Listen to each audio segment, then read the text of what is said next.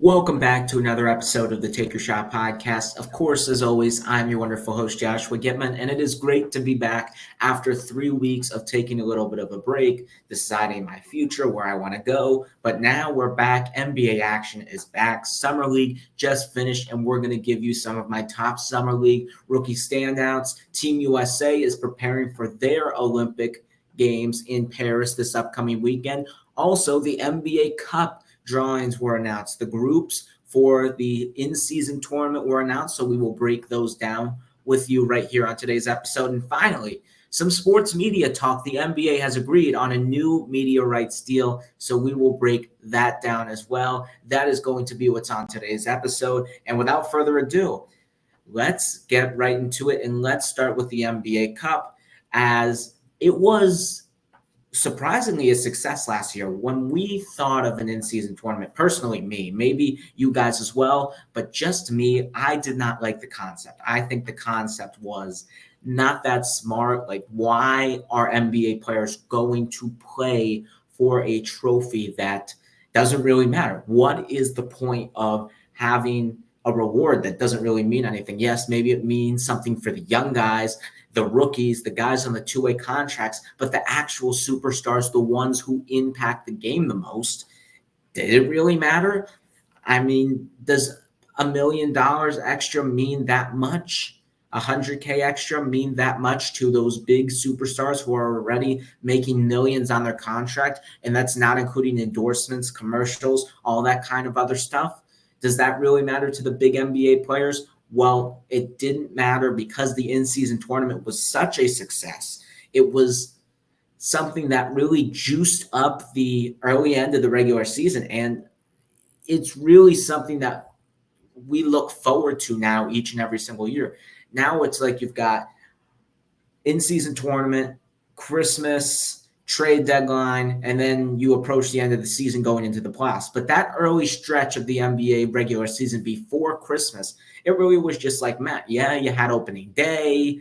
But other than that, before Christmas, it was like, there's not really a lot of fans. There's not really a lot of audience engagement. So the in-season tournament has been something that has been beneficial to the league. Of course, the Lakers won it last year, and they didn't really do a lot in the playoffs. And this is really a tournament where anybody can win. Anything can happen in this tournament. It can be a team that is not going to make a lot of noise in the playoffs, or it's going to be a team like the Pacers, who made the finals, who we didn't expect a lot out of this season, showed some flashes in the in-season tournament, and then they made the conference finals. That's the beauty of this tournament. We get to see some teams that maybe we didn't know are ready for the moment, ready for high-level competition this early in the regular season. So it's been beneficial, and the group drawings were announced the other day, and we're going to break it down West Group ABC, East Group ABC, one by one. And let's start with the Western Conference. West Group A consists of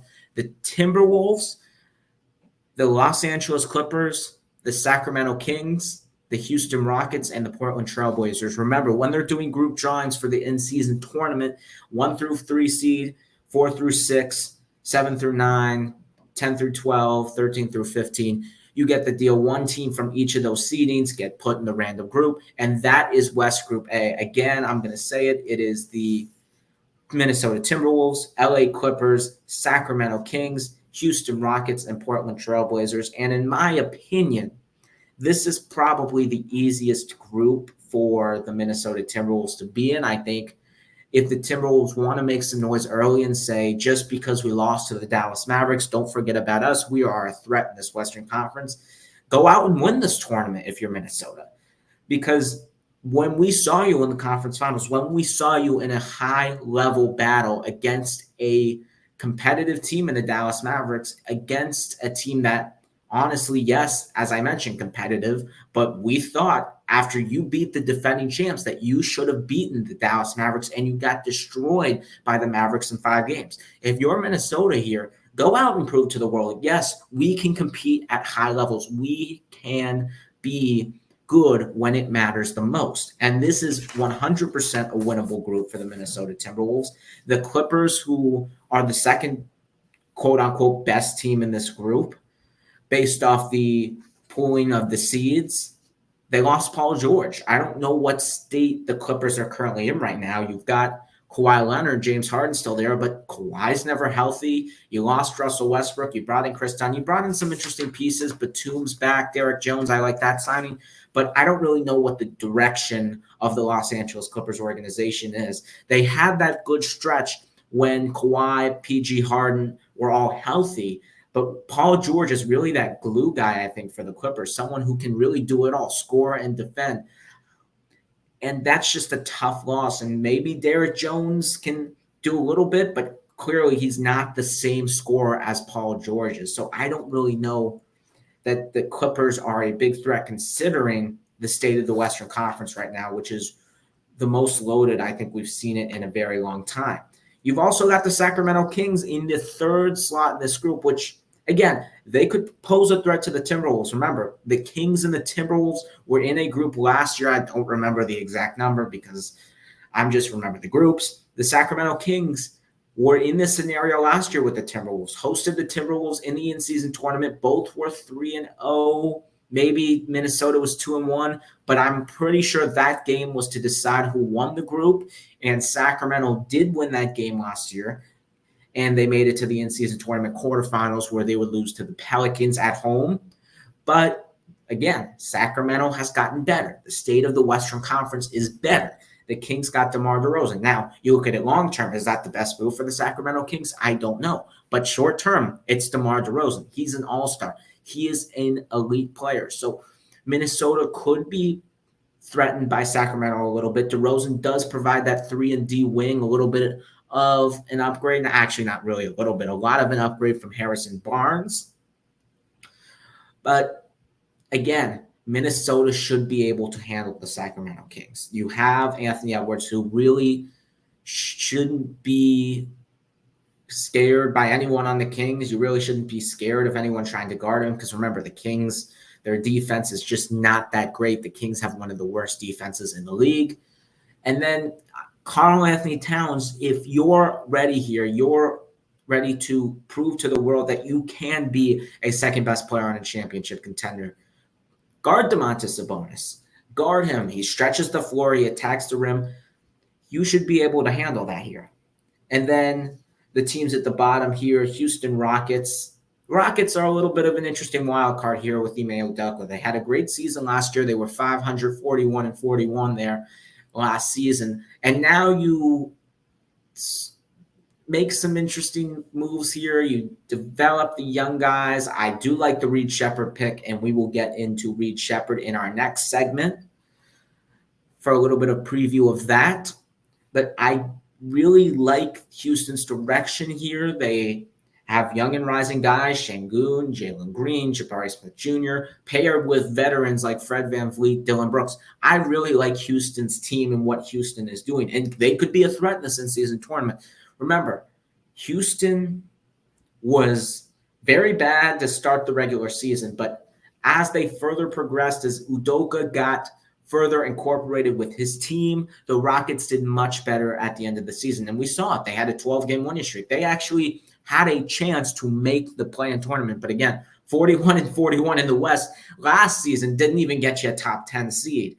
So we will see how Houston does. But they could definitely pose a threat to the Timberwolves here. But again, Minnesota should be able to handle the Houston Rockets. And then at the bottom, you've got the Portland Trailblazers.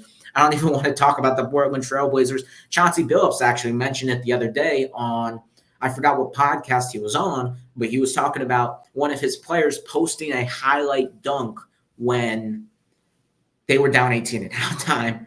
I mean, if that doesn't tell you the state of the Portland Trailblazers, I don't know what does, because they are an absolute mess. They are a disaster. I didn't really understand the Donovan Clingan pick personally, considering that you have DeAndre Ayton, and how does that make DeAndre Ayton? And you've got this guard situation now where you've got Scoot Henderson, Anthony Simons, Shady and Sharp.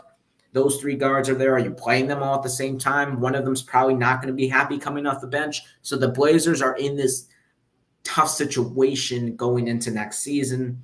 Again, is this Billups last year? Is he on the hot seat? I don't know what the state of that organization is. So they're not really a threat. But this West Group A is Minnesota's to lose. There is no threat to the Minnesota Timberwolves here. Maybe the Rockets, maybe the Kings make some noise here. But from what we saw from Minnesota last season in their playoff run, defeating the Denver Nuggets, making the conference finals, Anthony Edwards showing that he is a top 5 player in the world right now. And yes, I said it. Anthony Edwards is that good. He can lead this team to a championship, and I still believe that. If you can take down the Denver Nuggets in Denver, winning 3 games on the road in a city where elevation is not great, and don't put that like as a little token there, don't make that a little deal. The elevation is difficult to play in. Denver is one of the toughest places to play in the league. And Minnesota went in there and beat them 3 times. I believe that Minnesota will win a title in the next 5 years. I really do believe that. And it could be this year. It really could. But Anthony Edwards needs the support around him. And I think they could really show a statement here by making some noise in the in-season tournament early, saying that, yes, we are the biggest threat in the West. Yes, we are ready now to win a championship. Minnesota should do that. I'm picking Minnesota to win this group because, honestly, it's theirs to lose. Maybe Sacramento or Houston poses a threat, potentially. I know Minnesota will have to go at Sacramento. I think they'll host the Houston Rockets here because I think one plays 3 and Sacramento's 3 in this group. So that may be a tough game for Minnesota, but the Timberwolves should get that done, and there should be no excuse to why they should lose West Group A. Now going to West Group B, you've got the Oklahoma City Thunder as the number 1. Number 2 team is the Phoenix Suns. Number 3 team is the Los Angeles Lakers. Number 4 team is the Utah Jazz. And number 5 is the San Antonio Spurs. It's a tougher group than West A. I'm not going to guarantee you a team that's going to win like Minnesota should win West Group A. Of course, the Thunder are coming off a 1 seed in the Western Conference. They just got a lot better getting Alex Caruso for Josh Giddey, signing Isaiah Hartenstein, re-signing Isaiah Joe, and Aaron Wiggins in the offseason. The Thunder are back, and they are better. And they had a disappointing loss last year in the playoffs. You've got to admit that. And they're a young and experienced team, and they lost to a team that was a little more experienced than the Dallas Mavericks. I wouldn't say that much experienced, but they were a little more than OKC. I think they will be back, the Thunder, in that same position this season. And again, what I want to see out of these young teams is to make a statement in this in-season tournament. We saw that these players actually care about the in-season tournament. The Thunder should win this group, of course, because they are the number 1 in this group. They are the favorites in this group, and there is no excuse why they should not win this group. But you do have the threat in the Phoenix Suns. I don't know what their health situation will be in the regular season because, again, Kevin Durant, Devin Booker, Bradley Beal, maybe not so much Devin Booker, but you're really just asking for some injuries there. Phoenix, I don't know how to evaluate them yet. I'll have to go a little more into that, but it's tough considering that they're bringing essentially their whole team back, really, and they just got swept in the first round. Yes, they got swept by a team that did great in the playoffs and made a deep run, but you still got swept in the first round. You didn't win a single game with Kevin Durant, Devin Booker, Bradley Beal. That has to concern you just a little bit if you're Matt Ishbia and James Jones in the front office there in Phoenix. So that's a little bit of a tough team to evaluate there. Then the Lakers. The Lakers won the in-season tournament last year. They, surprisingly, even with LeBron James getting up there, Anthony Davis not really prioritizing regular season health, they really shocked some people making a run here in the in-season tournament. I didn't expect it. I don't think a lot of people expected it. But the Lakers are running it back once again, except with new head coach J.J. Redick and his staff, Nate McMillan, Scott Brooks, and others joining his staff on the Los Angeles Lakers. They drafted Dalton Knecht, of course. I like that pick a little bit. Was surprised he dropped. But the Lakers here pose a threat to the Thunder. I think they're the biggest threat, and the Lakers do have a decent shot to win this group again. It's the in-season tournament, and remember, The Lakers are the number 3 in this group, so the Oklahoma City Thunder will have to go to Los Angeles to play this game. And the interesting matchup here is Shai Gilgeous-Alexander. Who on the Lakers really poses a threat to guard Shai? Because I don't see anyone on that team. Do you see anyone on that team posing a threat to guard Shai? I do not. Gilgeous-Alexander is quick. He's fast. I mean, if LeBron wants to take that assignment, I don't really think LeBron is going to. And I don't really know who else is going to do that. Is it D'Angelo? Is it Austin Reeves? I don't really know. And that's going to be tough for the Los Angeles Lakers to do that. But again, that game is at home for them against the Thunder. So that is a winnable game for the Lakers. I'm not saying if it's on the road, but of course we know that home games are a little bit easier. And that is definitely a possibility for the Lakers to go there. Also go at Phoenix, where, if I'm not mistaken, they won the group play. They were in the same group as Phoenix last year. Their first game in their group in the West, they went to Phoenix. They won there. Then they hosted Phoenix last year in the quarterfinals, and they won at home as well against the Phoenix Suns in the in-season tournament. So the Lakers here potentially pose a threat. Then the number 4 in this group is the Utah Jazz, and the Utah Jazz might be one of the bottom 2 teams in the West this year. And it's going to be interesting with Lauri Markkanen. That will be a topic for another episode. He's still on the team. I don't know if he wants to be on the team. He seems happy in Utah, but Utah clearly is in a state of direction where they are a rebuilding franchise right now. They have this debacle with Jordan Clarkson. What do you do with him? But I like Utah's young core. I thought personally they had the best draft with Cody Williams, Isaiah Collier, Kyle Filipowski. I thought that was a great draft. You've got the pieces around to surround them as well. Remember, they got Taylor Hendricks as well, and Keontae George, who were both, especially Keontae George, was a great draft pick last year. Utah is building here with some draft capital. They are going to most likely be a rebuilding team. I don't really see them being a threat. They did have a decent middle of the regular season. They were on that 8-game winning streak, moving up the Western Conference, but then they sort of fell off after that, only getting around 30 wins this year. Don't expect Utah to be a threat this season at all or in this group, so I would pretty much scratch them off. And then you've got the San Antonio Spurs, who signed Chris Paul. Victor Wembanyama is going into year 2 now. What do you think of San Antonio really as a team? It's a tough team to evaluate because we know how good, we know the potential of Victor Wembanyama. We know what Wemby can be. Again, though, this Western Conference is a beast. I'm going to say this now, there are 13 teams. That's right, 13 in the Western Conference that you can make an argument should make the playoffs. That's not in the East. In the East, there's maybe, I think the 8 teams are pretty much set in the East, basically. In the West, other than Portland and Utah, it's fair game. Because of Victor Wembanyama with San Antonio, fair game. There are a lot of good basketball teams. Memphis Grizzlies getting Ja Morant back, fair game. The West is going to be a beast this year, and San Antonio is a threat.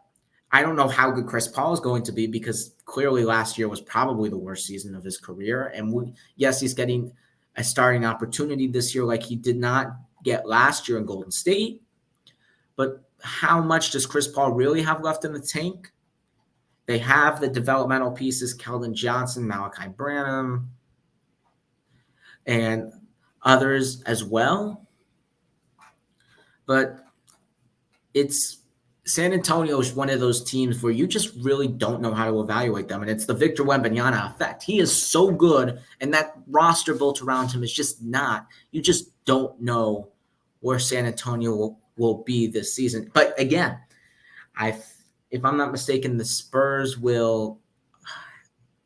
I think they will host the Oklahoma City Thunder, and they've beaten the Thunder before, the Chet Holmgren Victor Wemby match, which we loved last season and we're going to love again for probably the next 15 seasons. They have to go on the road against the Suns, which they beat in Phoenix twice in Phoenix last season on back-to-back games.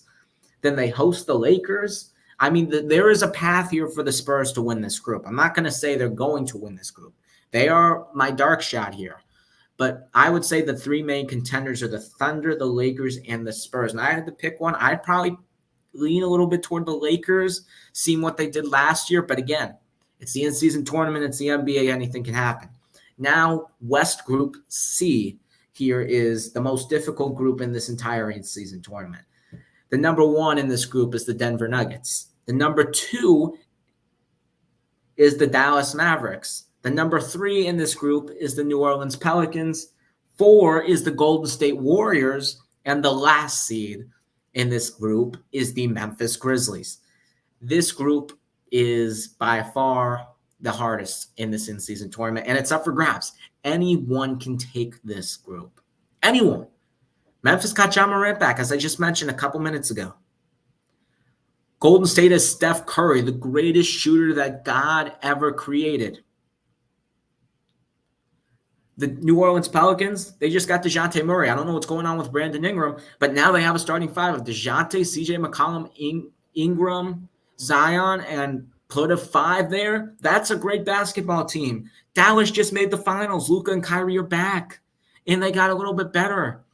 Quentin Grimes, Klay Thompson, Najee Marshall. Those are good pickups. And then, of course, you've got the Denver Nuggets, who won the finals 2 years ago with Jokic and Jamal Murray. I couldn't tell you who's going to win that group because that group is stacked.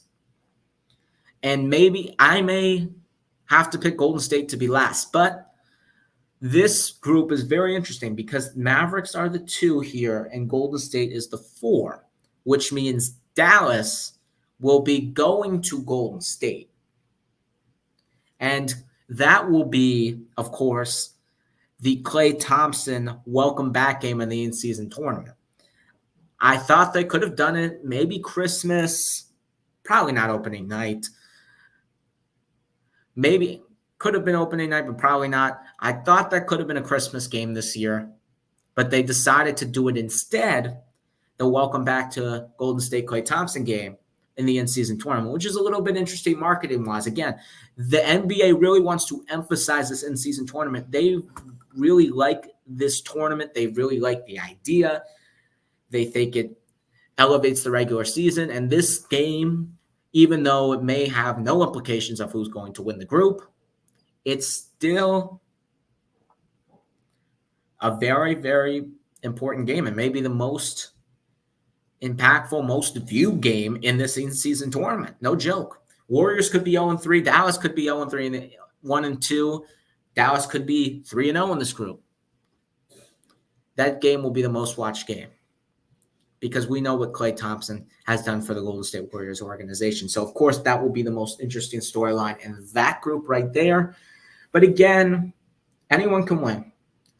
The Mavericks will host the Pelicans. They will have to go to Denver. Denver will host Dallas. They will have to go to New Orleans.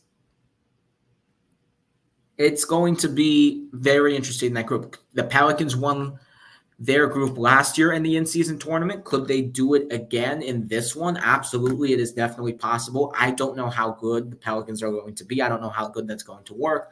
I don't know if the Brandon Ingram thing is going to cause chemistry issues. I'm not saying that could be a problem, but again, Brandon Ingram just, when we saw him last in that playoffs and that last game in the play-in tournament, he was not good. Not good, looked frustrated, got benched. That is a storyline going into the season, especially leading toward the trade deadline, and we will have an episode where we discuss interesting storylines going into the season. But that is definitely one to keep your eyes on. Dallas, they got better, as I mentioned. Are they going to continue improving? Or are they going to fall in a tough Western Conference? And what about Denver? The Denver Nuggets had a very disappointing postseason loss last year. They're out for a vengeance, but they lost KCP. They had to trade Reggie Jackson. Tough decisions were going to have to be made because this second apron is real. This second apron is causing teams to let go of players. That's why the Warriors let go of Klay Thompson. That's why Denver had to let go of KCP. This second apron is brutal. And the only team that has any argument of being in the second apron, which they are anyway, is the Boston Celtics, because pay Tatum, pay Brown. You just won an NBA title. Those two are young. They're going to be together for years. You are going to be a contender, especially in the Eastern Conference, every single season. Other than that, it's a scary apron. Can't make trades. If you're in it for multiple years, you lose your first round pick. Actually, you don't lose it. It just goes to the bottom of the draft. You can't really sign anyone from waiver wires. It's just impossible to make moves, and you're hard capped. So the second apron's scary, and Denver had to make that move. But now is someone like Christian Braun going to step up? I know their draft pick got injured. Who else is going to step up for Denver? Got to be someone. Peyton Watson? I don't know who else, but Denver's really relying on these young players to step up for them. And don't forget about Memphis. Again, Ja Morant and the led the Grizzlies to the second seed 2 years in a row. Yes, they lost in the second round the first year, lost to the Lakers in the first round the following. But Memphis is a good basketball team. And yes, they lost a couple of pieces, but don't forget about the young guys that really showed out last season. Scottie Pippen Jr., G.G. Jackson. Those two will be in the rotation, and those two are ballers. This group's tough, and I can't really pick a winner. If I had to go on the top of my head, I'm not really going to say Denver. I may say New Orleans. I may say Dallas, and maybe even Memphis. It's a tough group.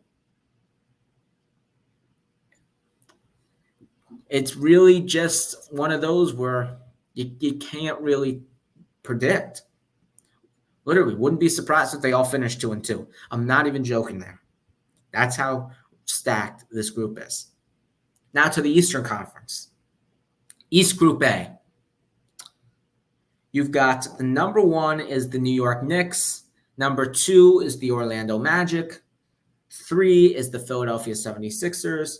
Number 4 is the Brooklyn Nets. And number 5 is the Charlotte Hornets. Let's just go with 4 through 5 quickly here. Brooklyn just lost Mikal Bridges. I thought it was a great trade for them, but clearly now they are in a rebuilding state. No threat to win games. They may finish last in the Eastern Conference this season. Charlotte's a little more interesting because I do like the Charles Lee hire. I think he's a great hire. I think he's deserved to be a head coach for a couple of years now. And I hope he brings a culture to Charlotte, a winning culture to build around LaMelo Ball, Brandon Miller, Mark Williams, and others. But this Hornets team is just not that great still. They're still not a great team. Could be a threat here in the regular season, could make the play-in tournament. Wouldn't be surprised if that were the case in an Eastern Conference where really the bottom 7 are just scrambling. Not really, you don't really know which of the bottom 7 teams are going to surprise you. And the bottom 7 in the East I'm talking about is the Chicago Bulls, Atlanta Hawks, Detroit Pistons, Charlotte Hornets, Brooklyn Nets, Washington Wizards, and Toronto Raptors. Those are the bottom 7 I'm talking about. 2 of those teams are going to make the play-in, and we don't know which 2. And maybe some of those teams surprise us and go past the top 8, go past teams like Miami or Orlando in the standings. It's possible. But for now, though, for those 2 teams, I'm not really going to account for in this group. The 3 biggest threats in East Group A are the New York Knicks, Orlando Magic, and Philadelphia 76ers. The Knicks will have to travel to Philadelphia, and they will host the Orlando Magic. Magic will host the Philadelphia 76ers. As I mentioned, they will have to travel to New York. The Knicks and the Sixers, clearly 2 of the best winners of this offseason. Both of them were spectacular this offseason. Knicks, of course, Mikal Bridges trade, re-signing all their guys. Jalen Brunson taking a $100+ million pay cut. Give a lot of credit to Leon Rose because this Knicks team is the best that they've looked in years. Years. There's no question about it. This Knicks team is ready to contend and compete against Boston. Then you look at what Philadelphia did. Bring back Kelly Oubre. Bring back Kyle Lowry. Yes, you lose some guys, but you sign Paul George. You get Caleb Martin. You bring in Reggie Jackson. Philadelphia is ready to contend. And could they do it? Could they get out of that second round? They should. There's no excuse now. This is the best Philadelphia roster that Joel Embiid's ever been around. But can they do it? And again, I view this in-season tournament as something where big teams, like teams that haven't proved themselves, go out there, go win the group, go make a run in the in-season tournament, show you are ready to compete. And that's what Philadelphia and New York need to do. I trust New York doing it because New York, Thibodeau plays all of his guys in the regular season. I don't know Philadelphia. I love Nick Nurse as a coach. I think he's one of the top 5 coaches in the league. I don't know how Philadelphia is going to approach the regular season. We know Embiid gets injured a lot. Paul George has some of his injury issues as well. But Philly hosting New York should win this group. I think Philly's a clear favorite in this group. I'm not going to forget about the Orlando Magic, of course, signing KCP, bringing back their entire roster. Banchero should have a career year. Franz Wagner just got paid a lot of money. They re-signed his brother, Mo Wagner. And the Magic drafted Tristan da Silva, who I really like, and we'll get to him in a couple of minutes. Don't forget about Orlando here, but hosting Philly at New York, but I think that next game will be a little bit tough. I think the Knicks are probably going to lose to Philly on the road, and I think the 76ers will get this group. They should. There's no excuse. I think Philly personally is better than the New York Knicks. That could be a debate for another episode, but Philadelphia should win this group. East Group B now. Number 1, Milwaukee Bucks. Number 2, Indiana Pacers. Number 3, Miami Heat. Number 4, Toronto Raptors. And number 5, Detroit Pistons. Again, Toronto, very young, very competitive team. They re-signed all their guys. Barnes quickly signing to big contract extensions. I think Barnes got the max. Toronto's bringing their team back. They're not that good of a team. Maybe quickly has a breakout season, becomes an all-star. I don't know, but for now, we're going to assume that Toronto is not going to be in contention for this group. Detroit. Now, Detroit's a little bit more interesting because I actually like what Detroit did this offseason. You got Tobias Harris. You got Tim Hardaway Jr. You signed Malik Beasley. You still got Kate Cunningham. Asar Thompson, Jaden Ivey should develop. This Detroit team is not that bad. And I'm being serious. I thought Monty Williams would help Detroit. I don't know what went wrong there with that disastrous losing streak. But other than that losing streak, Detroit really didn't have that bad of a season. You take out the losing streak, it wasn't that bad. And I'm not saying that like, oh, yes, of course they had the losing streak. They were terrible. Worst losing streak of all time in NBA history. I get all of that. But this season, watch out for the Pistons. Now, the Pistons still have to go to Milwaukee here. They have to host. I think they host Indy and Miami. I'm not really sure, but I'm going to keep them out of contention in this group. Not really going to put them in there yet, but watch out for Detroit. Sleeper team this year. I really do. Because their offseason additions are a lot better than you think. Now, the 3 teams in contention in this group, of course, are the Milwaukee Bucks, Indiana Pacers, Miami Heat. Milwaukee will have to travel to Miami. They were in the same group last year. Indy will have to travel to Milwaukee. Indy will host the Miami Heat. And those are the big matchups in the group. Now, of course, the top 2 teams in this group, Indiana and Milwaukee, played in the first round of the playoffs. Indiana got the best of them, but remember, Damian Lillard was out last couple of games. Giannis Antetokounmpo was out the entire series. It was really an interesting year for the Bucks after they fired Adrian Griffin. Now they have stability here with Doc Rivers going into his technically second year, but official first year, full season as the head coach for this Milwaukee organization, bringing in his coaching staff, his personnel, and having a full training camp with the team. Milwaukee's interesting. Again, we saw their issues last season. We saw their record under Doc Rivers last season. Disappointing, in fact. And they lost Malik Beasley, someone who I think is very valuable to their lineup. They did get Gary Trent Jr., who I thought was a pretty good value free agent for the Milwaukee Bucks, someone who can really score the ball. But I think Milwaukee's defense still has a lot to work on. But again, you have Damian Lillard, you have Giannis Antetokounmpo, 2 top 75 players of all time. And for all the issues Milwaukee has, you still got 2 top 75 players of all time. You should find ways to figure out your issues. You should find ways to win a lot of basketball games. And could Milwaukee make a run this postseason and win the East? Yes, because again, they have 2 Hall of Fame players. And those 2 players have shown in the past why they are great, why they are legends. And I'm not saying Milwaukee's going to figure out all their issues, but those 2 players are superstars in their own rights. Figure it out, Milwaukee. Find ways to win with those 2.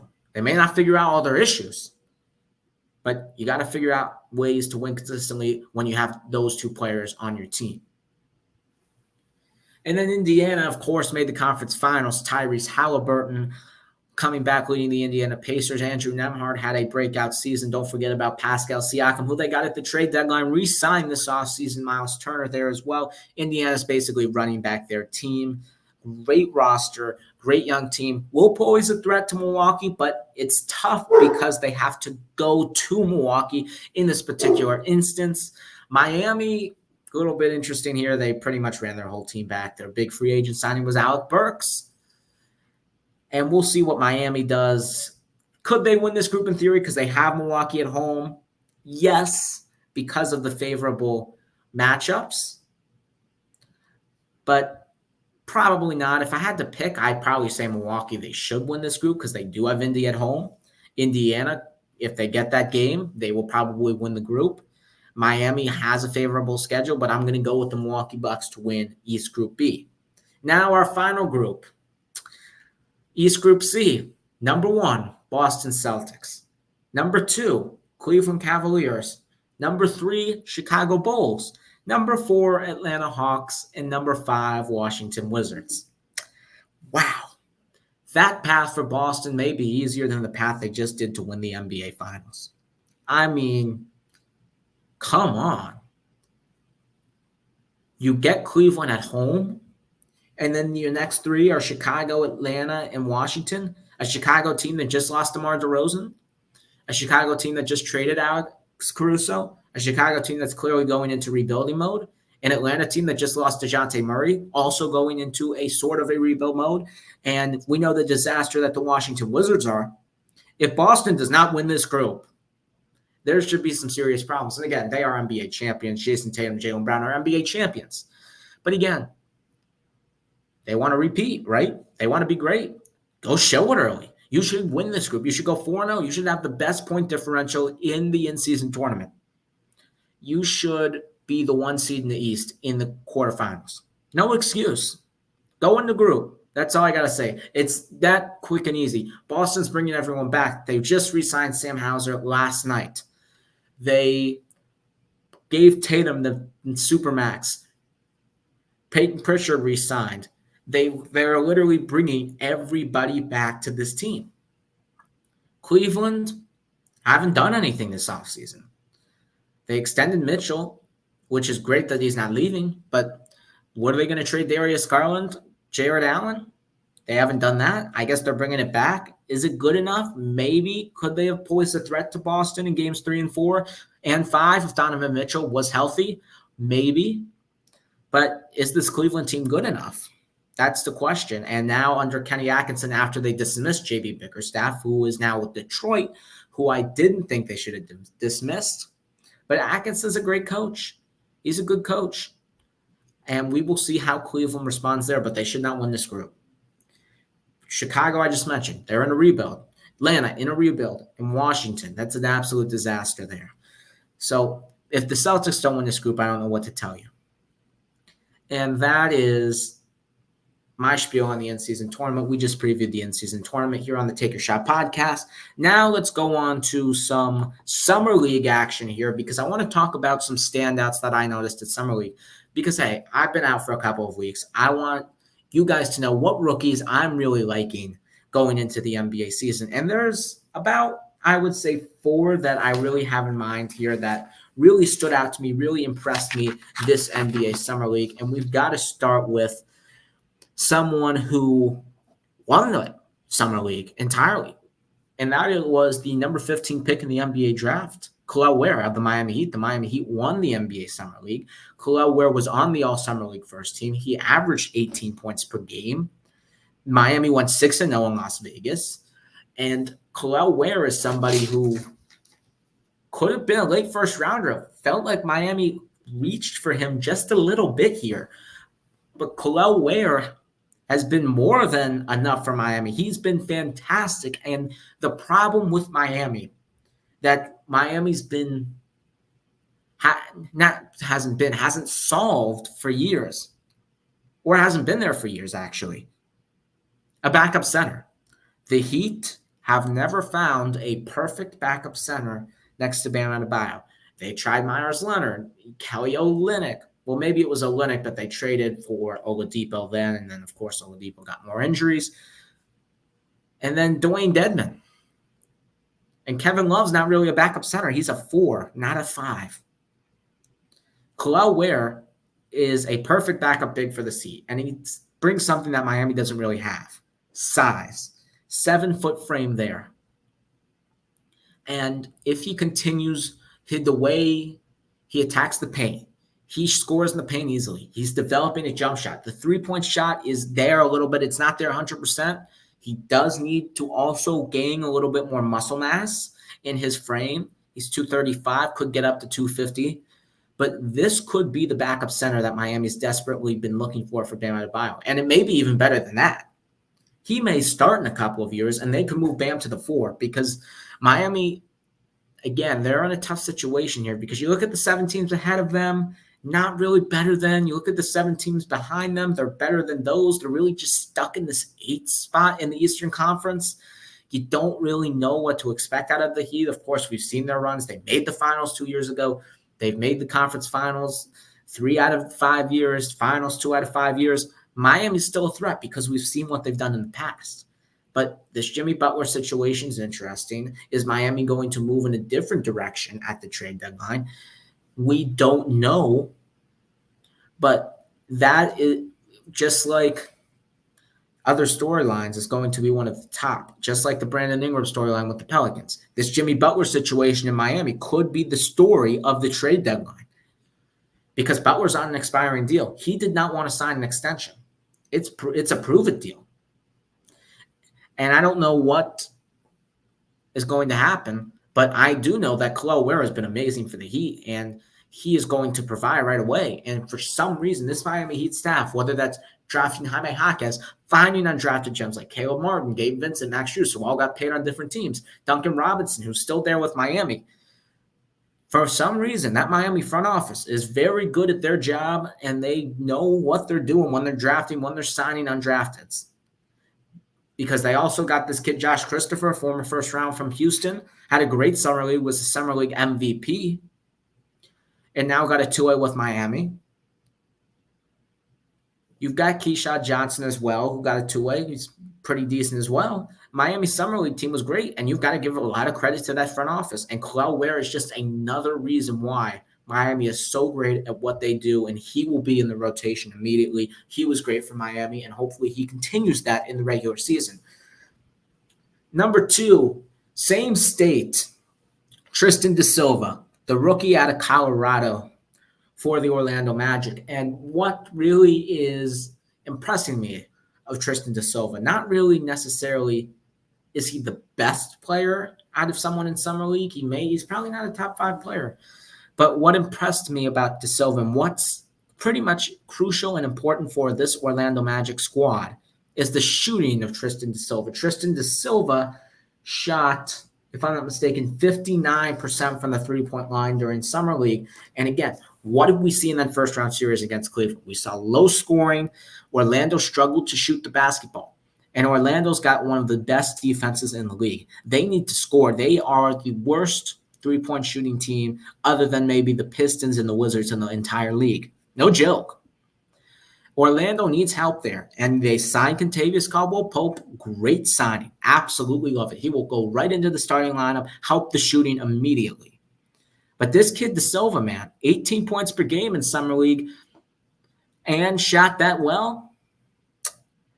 That's just more help with shooting efficiency for an Orlando team that desperately needs it. And this is a season for Orlando where they could be a 2 seed in the East. It's very realistic. They could finish as the second best team. They could be a second round team this year. Yes, you've got the 4 big dogs, Boston, New York, Philadelphia, Milwaukee, no particular order. But Orlando could go in there and beat one of those teams.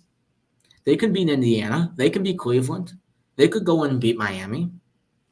Orlando has a good squad, and Banchero is in his 3rd year. Last year was his 2nd season.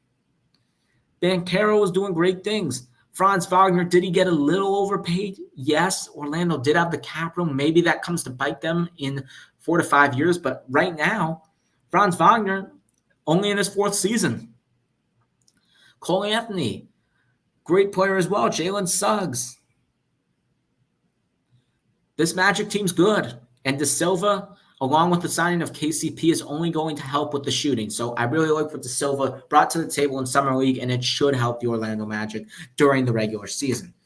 Number 3, I got Reed Sheppard from the Houston Rockets, the number 3 overall pick. And in Summer League, he looked like the number 1 overall pick in his first 2 games, averaging 22.5 points per game, 6 assists per game, the 3rd overall pick from the University of Kentucky. It's going to be interesting for Houston because now you have this debacle here. Reed Sheppard, very impressive in Summer League, as I just mentioned. He's the backup 2 right now. Who's starting at the number 2 spot? Jalen Green.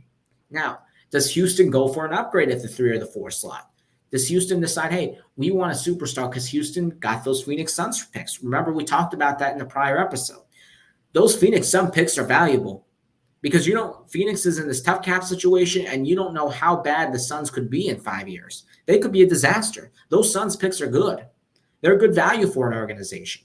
So when is Houston going to make their move? Because the Reed Sheppard drafting really sort of clears the way for him to start. Jalen Green, is he really going to want to come off the bench when it's only his 4th year in the league? I don't think so. I think Green's going to start initially, but Sheppard's going to want to start. He's the 3rd pick for a reason. 3rd picks don't come off the bench. They start. They play, and Reed Sheppard can play. Reed Sheppard is a baller. And this is an interesting thing for Jalen Green. I thought the Mikal Bridges thing would have been perfect for Houston because you would have traded the Nets picks back to Brooklyn for Mikal Bridges, but of course he ends up in New York. Do you want to take a shot at Jimmy Butler? I don't know if you really want to do that at this age, considering the age of your roster, and Butler's 36. Do you want to go out there and try to get Kevin Durant? And when do we know Kevin Durant's going to be available? Yes, there is some discontinuity in Phoenix right now, but when is Kevin Durant going to request a trade? When is Kevin Durant going to say, I want out of Phoenix? That is uncertain. So Houston here is in this situation where you stay with the young roster. You were 41-41 last year. But again, you look at the Western Conference. Probably the best it's been in years and maybe ever. So what do you do if you're Houston? Raphael Stone and the Rockets have to make a decision on Jalen Green and potentially upgrading him for a superstar. But for now, the Reed Sheppard pick looks like an amazing draft pick for the Houston Rockets, and we will see how he develops going into year 1 for him. And my last player from the Washington Wizards, and no, it's not Alex Sarr, actually. It is Bub Carrington, the number 14 pick, who was from the University of Pittsburgh. Pittsburgh. You played college there. The 14th pick was traded from Portland from Golden State with the Gary Payton trade, was traded to Washington in exchange for Denny Avdia. I didn't really understand the Denny Avdia trade because I thought Denny Avdia was great for Washington, but I guess they knew that Alex Sarr was coming in and they wanted to start him. But I didn't know why you just gave up Denny Avdia, but you did get 2 first-round picks for him. So it's actually a decent value deal there. And Bub Carrington, going back to him now, 16 points per game, 7.5 rebounds per game. He is a quick and slashy ball handler, and he is going to do great things for the Wizards. I believe it. I saw Pittsburgh play a little bit in the college basketball season. Very explosive player, very tall, athletic point guard, someone who do the little things for you. Very gritty, very grindy. He gives that sort of John Wall vibe. Very athletic to the rim, very physical. And could he be the next John Wall for this Washington Wizards team that really hasn't had an established point guard since the departure of John Wall and Russell Westbrook? They really haven't had anyone in the past 4 seasons. Could Bub Carrington be that guy? I don't know if he's going to start right away, but you look at Jordan Poole, who's had his issues over the last couple of years. You look at other guys on this roster, and do you really think that the Wizards have a solid starting point guard situation right now? Tyus Jones, I think he's still in the free agency market, if I'm not mistaken, but he's just not where he needs to be. I don't know why Tyus Jones is in the free agency market right now. I thought Washington would have potentially re-signed him, but maybe he's looking for something else. They did get Malcolm Brogdon at the starting point guard role, but I do really like Bub Carrington. I don't know why. I think Bub Carrington just stands out, and you have a great mentor, Malcolm Brogdon, for him, but why not start Bub Carrington? Bub Carrington's great.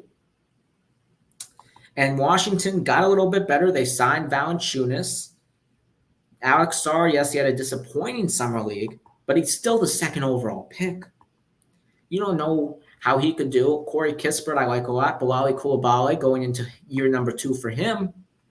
Washington's building a little bit here. Not a lot, but a little bit. Could Jordan Poole and Kyle Kuzma develop and work in a system offense? I don't know. Jordan Poole has improved it. Kyle Kuzma has had his issues taking a lot of shots. But Washington, much better place than they were. And I just would love to see Bub Carrington's fit with this roster. Okay, now let's move on to the NBA media rights deal, as the NBA has agreed on a new deal. And I know sports media, nobody wants to hear about it, but it's a very interesting debacle. ESPN, Disney, ESPN, NBC Sports, and Amazon Prime are the new media rights holders of the NBA. And I'm leaving out someone. Turner Sports, Warner Bros. Discovery, TNT. And they reportedly match with Amazon Prime, but the NBA has not agreed with them. They do not believe that they match with Amazon Prime, so they are going with Amazon, NBC, and ESPN, ABC, Disney Corporation for their media right deals, and that means inside the NBA is entering its final season, and Charles Barkley, Shaquille O'Neal, Kenny the Jet Smith, and the great host Ernie Johnson inside the NBA is coming to an end. And it's sad because those 4 gentlemen are 4 of the funniest men alive. They're entertaining. They provide exciting content, both basketball related and non-basketball related. Who we play for? Shaqtin' a Fool. Change the diaper. Kenny running to the board. It's all entertainment. It's all great. And it's going to be tough to lose inside the NBA because it's been around for a long time and it's really wouldn't be the same without them. And I hope that crew sticks together. I hope Kenny, Ernie, Shaq, Chuck, they go somewhere, whether that's ESPN, NBC, Amazon, they do something together. Because those 4, their chemistry, their entertainment is off the charts. And it's very sad to see inside the NBA TNT go. And it's not even just inside the NBA. It's the announcers. Kevin Harlan, gone? Is he going to call NBA games after this new media rights deal? Kevin Harlan is an amazing announcer. I'm a Miami Heat fan. I'll give you that. When we made the playoff run last year in 23, it felt like Kevin Harlan was part of our run, calling that 56-point game. The Jimmy friggin' Butler call. He felt like he was part of our run. The analysts, Reggie Miller, Stan Van Gundy, many more. What's going to happen to them? They go into another network? Are they just going to stop? TNT has provided great basketball on and off the court, and it will be disappointing to see them go. And I hope NBC Sports, Amazon, probably not ESPN, finds a way to get these four brothers, because those four are amazing together. And they get the announcers as well, because the announcers, Kevin Harlan, Brian Anderson, they're just as good. It's sad to see them go. Moving on now, Team USA. Today is the Olympic run-out day, the opening ceremony, where LeBron James got the honor of holding the flag.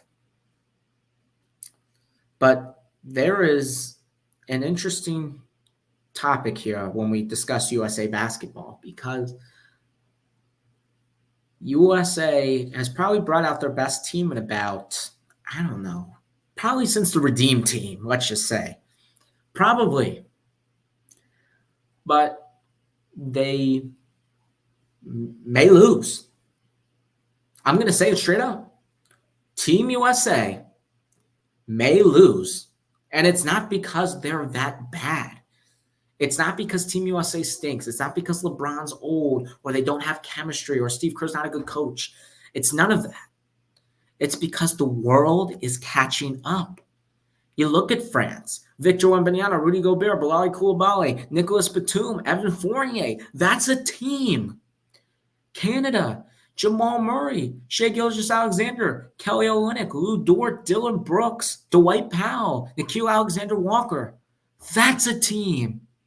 Australia, Patty Mills, Dyson Daniels. Puerto Rico, Jose Alvarado. Serbia, Nikola Jokic, Nikola Jovic, Bogdanovic.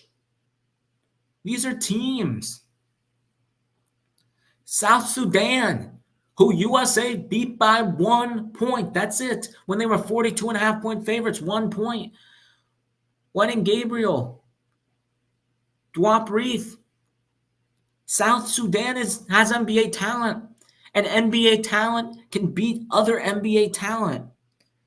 One of my favorite quotes ever is from Brian Scalabrine, and I don't like him, the White Mamba. I actually don't like some of the stuff he says. But I think his best quote, and one of my favorites, is I'm closer to MJ and I'm closer to LeBron than you are to me, because this NBA talent is good. These players made the NBA. Yes, the USA has a super team, but NBA talent, no matter what it is good. Patty Mills is right now not in the league, but he does incredible in the Olympics with Australia. He does. And did I forget to mention about Germany, the team that only lost by 6 to the US? Dennis Schroeder, Daniel Tice, the Wagner brothers, Isaac Bonga, who used to play in the NBA. Did I forget? The world is catching up, and USA should win this year. I do believe that they should win, and I do think they will win.